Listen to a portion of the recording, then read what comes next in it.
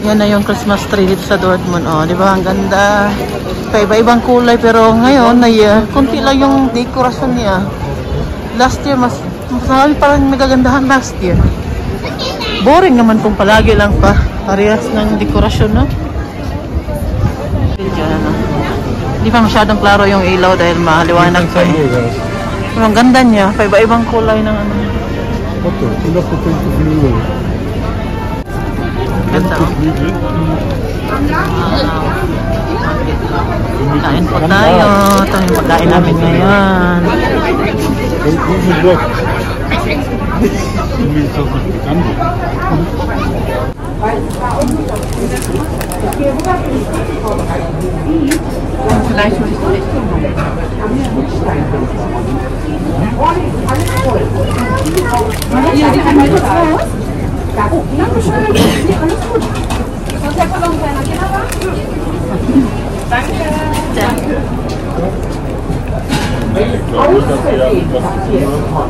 Aber nicht, wenn ich dir sage, mache ich die Brötchen.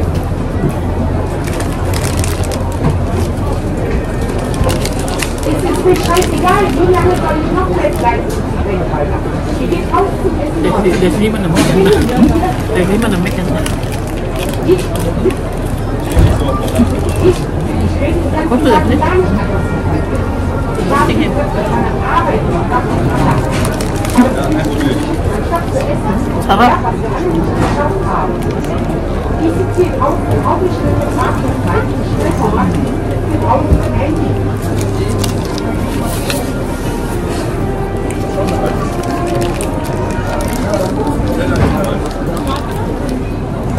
Sie macht aber nichts von alleine.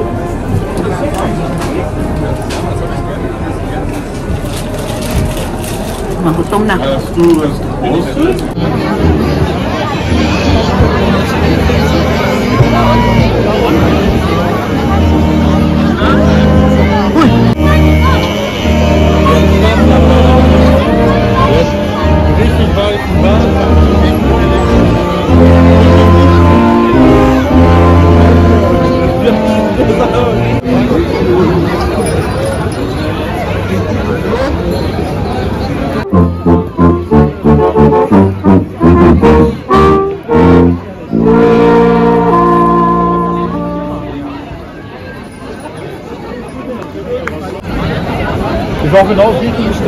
Martin, oh. May nagano dyan na namisik. Früher, wo Josef den noch hatte und ich in Ennis gewohnt habe, ich bin extra runtergelaufen, nur um mit dem Mund zu tun. Auf jeden Fall erregt es sich. Ja. Habe ich mir in 1, 2 vorgedreht und dann losgegangen.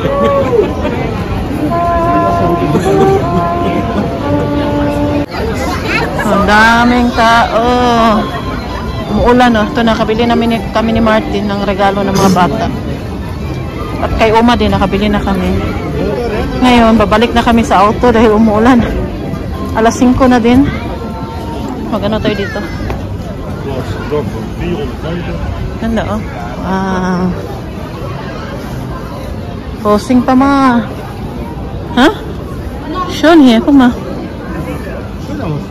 Schön aus, ne? Schön, schön. Hindi na ako mag-aura-aura dyan. Mag-pusing-pusing dyan dahil umuulan. Wala pa naman akong payong. Magkasipon tayo nito. Happy Sunday po sa inyong lahat. Kumusta na po kayo? Sana nasa mabuti po kayong kalagayan ngayon. At ako po'y naghahanap dito sa aking damit. Ito pala.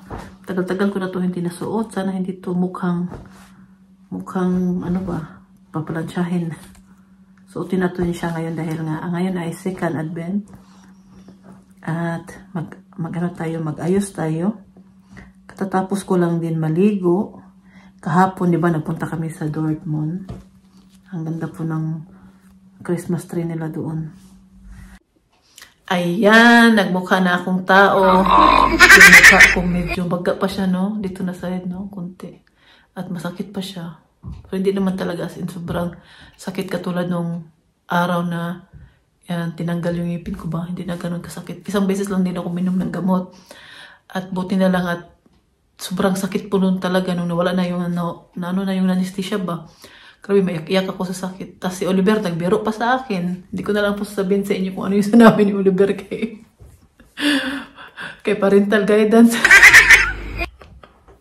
Buwag talaga si Oliver eh.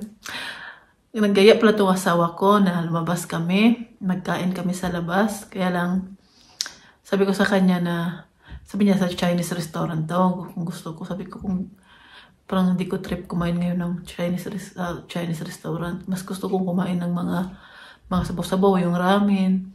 Tapos wala man Japanese restaurant dito sa Plattenberg. Kahit sa malapit-malapit dito na mga 20 minutes lang yung biyahe, wala. Sa Dortmund pa yung alam namin na next na malapit na Japanese restaurant dito galing sa Plattenberg. Kaya sabi ko, hindi tayo punta dun eh. Sabi ko, magluto na lang kayo as labas na lang ba, maglakalakad. Madilim na sa labas, pero hindi pa po late sa labas. Alam mo naman pa rin pag winter time dito, maagang magdilim. Kaya pinakain ko na po si Uma din. At painumin ko lang siya ng gamot maya-maya. Paupuin ko din siya sa toilet niya. At yun nga, yung kwento ko po sa inyo, nabili na po namin yung mga regalo ng mga bata kahapon. At meron palang nag-comment doon sa last na in-upload ko na video, no, na yung sinabi ko ba yung Dortmund ang pinakamalaking Christmas tree sa buong mundo. May nag-comment doon na sabi niya, maling informasyon daw yung sinabi ko. Baka daw sa Germany lang. Hindi po yung totoo yung sinabi niya. Ngayon, hindi po ako nakapag-comment, hindi ako nakapag-reply doon sa message sa comment niya. Dito ko na lang po sasabihin sa inyo. Baka meron po sa inyong nakabasa noon. At dito ko na lang po din sasabihin na totoo po yung sabi ko na Dortmund Christmas tree po yung pinakamalaki sa buong mundo. I-search nyo po sa Google. At binalita din kasi yan sa TV, sa radyo na ang Dortmund ang pinakamalaking Christmas tree sa buong mundo. Ay ba yan, nagka-yungit-yungit na. At hindi naman yun sila magsinungaling sa radyo, sa TV dito, no? Na sa Dortmund ang pinakamalaking Christmas tree. At yun po talaga yung pinakamalaki sa buong mundo. Kung hindi po kayo maniwala, next time pagbalik po namin sa Dortmund, baka nandoon pa yun doong nakasulat doon na yung Christmas tree na yun ang pinakamalaki. Baka merong English na ano yun. Picturean ko po at pakita ko po sa inyo para maniwala po kayo sa akin na hindi ako nagsisinungaling at hindi po yung mali informasyon yung sinabi ko dito. At kahit po i-search nyo po sa Google, ganun din yung sasabihin sa Dortmund, sa Germany. Yeah. Hindi po tayo magsinungaling. Uy, kay kahiya naman magsinungaling tayo, tas pwede pa naman magtanong kay Google, di ba?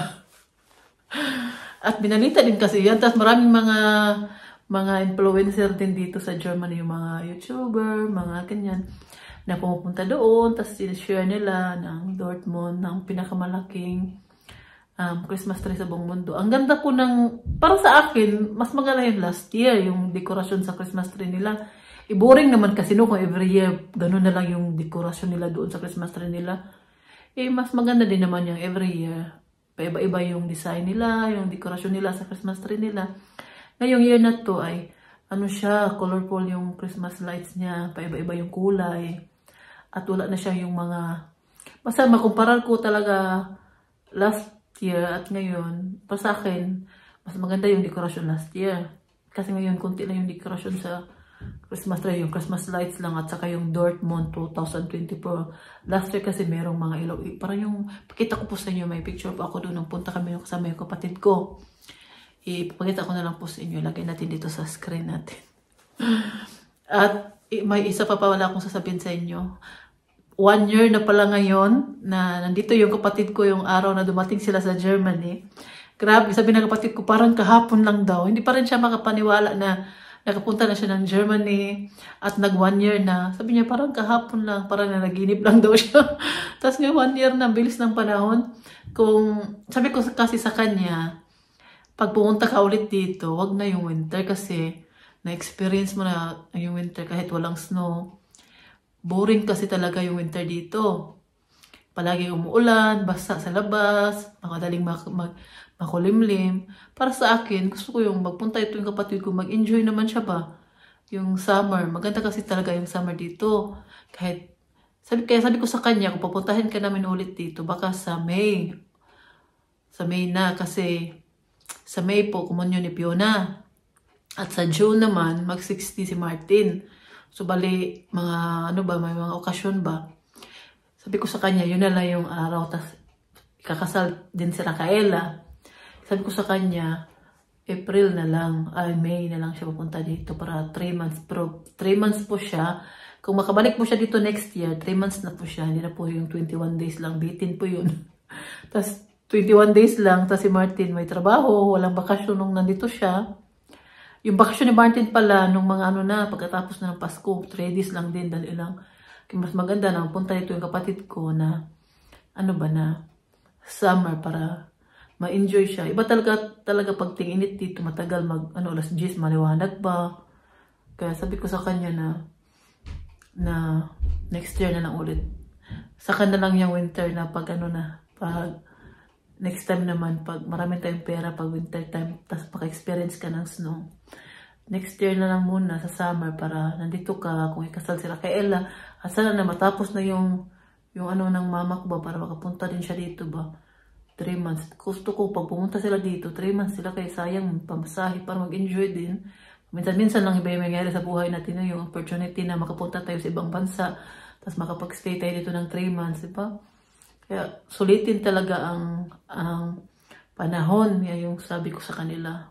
Kaya yun lang muna yung may share ko po sa inyo ngayon. Yun lang po yung kwentuhan natin ngayon. At ako po muna ay punta sa taas at tatanungin ko si Martin kung ano na yung plano namin, kung alis pa ba kami o hindi, para naman makapag-decision habang maaga pa, hindi pa late, kasi may pasok ng mga bata at nakaligo naman sila lahat kanina. Yung mukha ko maga pa, dito pa nasayad ng konti. Pero hindi naman siya masyado na talagang maga ba? Sabi ni Martin, hindi naman maga, konti lang naman. Saka masakit dito pag ko siya. Buti na talaga, madali lang natanggal yung yung ngipin ko. Parang isang ganyan lang, tanggal. Akit muna ako sa taas. May binili pala ako sa Timo, isang organizer para sa sa bag ko ba. Kay pag may gamitin ko to siya, na walang ganito, yung gamit ko nagkakarambula sa loob. Kaya dapat meron siyang ganito. Itong bag na to, matagal na to. Ito ay long champ. Tama ba yung pagkasabi ko? Long champ. Iwan ko na, baka yun ang pumbahala. Ayan siya, Maganda siya pag mayroong organizer kayo. Di mag yung gamit mo ba? Tapos organized talaga siya. Alam mo, kung makikita mo agad kung saan mo nakalagay yung mga wallet mo. Gamot. Ito talaga sa loob lahat. Wallet. Ito may pa ako. Yung gamot. Tapos itatry ko siya kasi ginamit ko to nung Sabado. Kaya laki nito. Pamili ka. Magkasya yung mga pinamili mo dito. Lalo ng mga damit. Ngayon itatry ko po siya sa isa kong bag na matagal na din to sa akin. Regalo din to ni Martin. Ito ay Michael Kors din to siya. Michael Kors. Ito din ay sobrang tagal na. 13 years na to sa akin. Pero napakalinis pa nito.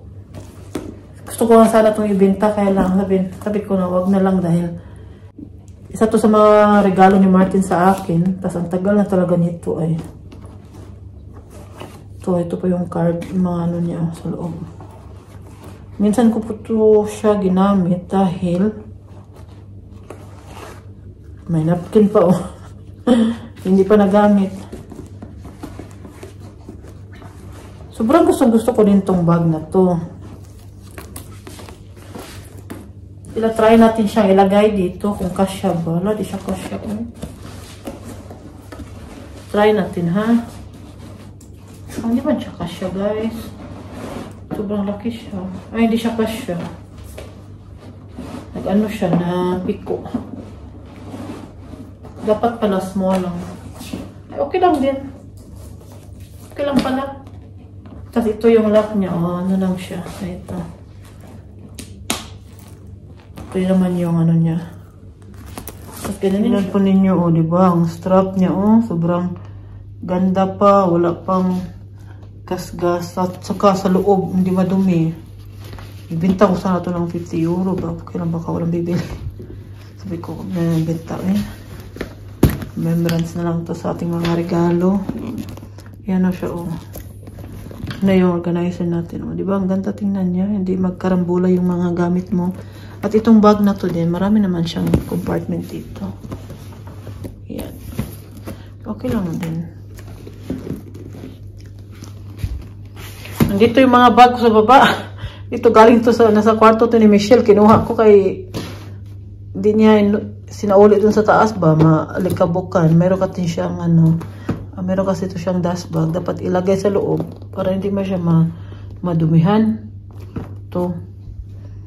Yan, yun yung mga bag ko. Mga ginagamit natin noong nakaraang araw. Lagay ko na sa taas ulit. Dami-dami ng bag. Ngayon, magluluto na. Ito lang yung ayan ba, pakain ko sa mga bata ngayon. Wala silang request, oh. Ito naisip ko. So, ilagay natin dito sa air fryer para mas healthy. Hindi palagi mantika. Tagal ko na itong ginagamit itong air fryer namin.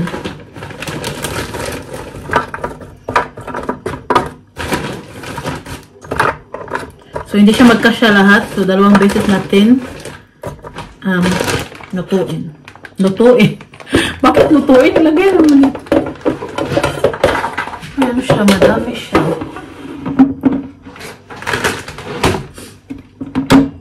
Si Uma ba? Dito yung kapatid niya kanina. Tinulugan lang ni Uma. So, nung dumating siya, ginising niya si Uma. Pero si Uma talaga, pag tulog yan siya, ayaw niya nang dinidisturbo siya. Tulog talaga yan siya. Tapos ngayon, bago ako umalis, sabi ko sa kapatid ni Uma na aalis ako mga 3:30 kasi kukunin ko si Fiona. Sabi ko sa kanya, ilang oras siya dito sa bahay. Sabi niya, hindi niya alam, depende kay Uma kung magising kasi natutulog nga. Sabi ko sa kanya na okay lang kasi dito naman si Michelle at si Philip. Pag alis mo mamaya, sarado lang yung pinto. Sabi ko sa kanya. Tapos nung pagbaba ko, bago ako umalis, natulog pa rin si Uma. Boring yung kapatid ni Uma. Lagi lang yung tingnan yung cellphone niya kasi tulog si Uma. Hindi niya makausap. Sabi niya, uwi na lang ako, Rosemary. Kaya parang, wala mo to. Yung binisita ko, tulog man. Sabi ko, ikaw bahala kung gusto mo uwi. Sabi niya, uwi na lang ako, balik na lang ako. Pero hindi siya makabunta dito Christmas time dahil aalis daw siya. Yung kapatid kasi ni Uma, mag-isa na lang yan siya sa bahay nila. Kasi isa lang yung anak niya. Tapos, ano na, may sariling pamilya na din. Tapos yung asawa niya namatay last year. Kaya, siya na lang mag-isa. Kaya, hanggat kaya pa ng katawan niya, yung kapatid ni Uma, napaka, ano yan, bungga. Tsaka, ano ba, maganda manamit. Halata mo talagang na may pira ba? Kasi yung asawa niya, maganda din yung trabaho nun. Yan na, 22 minutes.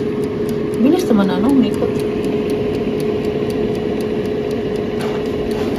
Ito ang sa French fries. 15 to 22 minutes. Titingnan lang natin. Yan. Away with me. Come and fly away with me. Come and fly away with me. Come and fly away with me. Come and fly away with me. Come and fly away with me. Come and fly away with me. Come and fly away with me. Don't you be afraid, everything will change. Si Uma wala sa mood ngayon. Tapos kinuha ko ang watitha at gamot niya. Nahirapan akong ipainom kay ayaw niya, ano ba, ayaw niya mainom tubig. Tapos kanina niluwa yan yung isang gamot niya. Tingnan po ninyo, hindi nga niya ako nakita na nag-video. Oh. Sakit ako kasing likod ni Uma, sabi niya kanina. Tapos na siyang kumain. Kumain naman siya, kaya lang, pag pinapainom ko na ng gamot, ayaw. Niluwa kanina yung isa. Hindi ko nabigay kasi di ko nabigyan ulit ng bago kasi natulog. Nabigay ko na yung 2 gamot, yung isa na lang, hindi pa. Dandahan kong binigay para mainom niya. Tingnan po ninyo, tinulugan na naman ako. Pero magising naman yan siya. Tingin-tingin lang yan siya sa kanyang salamin. Sakit kasi yung likod niya, no? Hindi natin alam ba kung anong klaseng sakit yung nararamdaman ni Uma sa likod niya. Nung ako nga sumakit yung likod ko, grabe, mayak-iyak ako sa sakit. Si Uma, lalo na si Uma, no? Sa kanya, yung problema niya sa likod niya, osteoporosis. Kaya, naiintindihan ko si Uma na ganyan siya ba, parang walang gana kasi dahil din sa likod niya. Wawa naman si Uma. Tulog na naman. Maghapon lang talaga siya tulog. May ganyan po talagang araw na parang grabe yung depression niya ba? Wala siyang ganang minom gamot, walang ganang minom tubig. Buti na lang kaninang umaga, minom naman siya, mga 3 baso na yung ininom niya. Tapos nung pagdating ko kanina, pinakain ko siya, pinainom ko ng sabaw. Yung sabaw, naubos niya, ang dami nung binigay ko sa kanya, naubos niya. Pinaubos ko talaga kasi, pag sabaw, okay naman kasi kay liquid, diba? Hindi ma-dehydrate si Uma. Kaya ngayon, pinainom ko na naman siya ng gamot, 1 baso. Ito na lang natira. Ito na lang, oh. Kunti na lang siya. Painom ko pa yan sa kanya. May 1 gamot pa siya dito, yung gamot para sa sakit ng likod, yung Ramipril, yung gamot sa high blood, at saka yung gamot sa puso, nainom na niya. Kanina, yung aspirin, binigay ko na din. Tapos mamaya, may gamot pa siya, mga 10:00, ano naman yun? Yun na yung mga gamot sa depression. Kaya hindi madali po magbigay sa kanya ng gamot kasi may araw po talaga na ayaw niya inumin. Kanina, niluwa. Kinanya niyo? Tinapon. So, nakita ko, kanina, una, niluwa niya, nilagay lang niya dito sa bed, nakita ko, kaya binigay ko ulit. Tapos, nung binigay ko sa kanya ulit, hindi ko namalayan na, niluwa pala niya, tinapon niya dito, nakita ko na lang kanina sa sahig. Hindi ko na siya mabigyan ng bago, kaya natulog man. Kaya to, binabantayan ko siya para, para inumin yung gamot. Sobrang antok talaga ni Uma ngayon. Ganyan po yung kasi nung ganyan siya sa hospital, sabi sa amin yung depression niya, lumala. Kaya minsan yung pasyente na may depression para walang gana ba. Pero buti na lang, salamat sa Diyos, kumakain naman siya. Yun nga lang, pag pinapainom mo, pinapainom ng gamot, ayaw niya. Hindi naman pwede, hindi madali sa taong pag may sakit, tas may dementia, may depression, tas maraming gamot, yan ang mahirap kasi kailangan nilang mainom yung gamot nila. Si Uma, yung gamot niya sa 1 araw, bali, sa umaga, bago siya kumain, merong 2. Pagkatapos niyang kumain, 3, so 5 na. Tas sa mga hapon, 1, 6. Tas sa gabi na naman, 3, 9 na. Tas sa pinaka-late na inom niya, 1 pa, 10. 10 tabletin ang iniinom ni Uma sa 1 araw. Kaya, tas may sakit pa na dementia, no? Tas may depression. Kaya, di madali talaga. Sasabi ko po sa inyo, nahirapan po talaga akong bigay gamot. Pero buti na lang na uminom naman siya, kaya di siya ma-dehydrate ba. Tinulugan na naman ko, ang himbing na naman tulog ni Uma. Kaya anong natin siya matulog. Importante na inom na niya yung 2 gamot. Ito na lang, 1 na lang. Dito, lagay ko na. Nilagay ko sa kanya yung salamin niya kasi minsan tingnan niya yung sarili niya. Tumatawa siya. Ngayon, tinulugan na ako. Sobra. Pero kagabi, madaling araw, hindi natulog. Nood lang ng TV. Kasi pumasok ako dito mga 2:00. Tinignan ko kung anong ginagawa niya, kung natulog na ba. Nanood ng TV. Kaya siguro walang tulog ng maayos ba. Ngayon, antok. Sobrang antok. Mag-continue pa ako sa taas ng maglinis ba. Pina-flat ko masyado yung bed niya kasi yung likod niya sakit. Tapos nilalagyan ko nito. Okay. Automatic talaga niya ginaganyan yung ulo niya ba. Baka masakit. Kaya agad ko para hindi masyado. Hayaan mo natin matulog sandali. Mamaya pagdating ni Martin, patulong ako magbigay kay Uma ng gamot.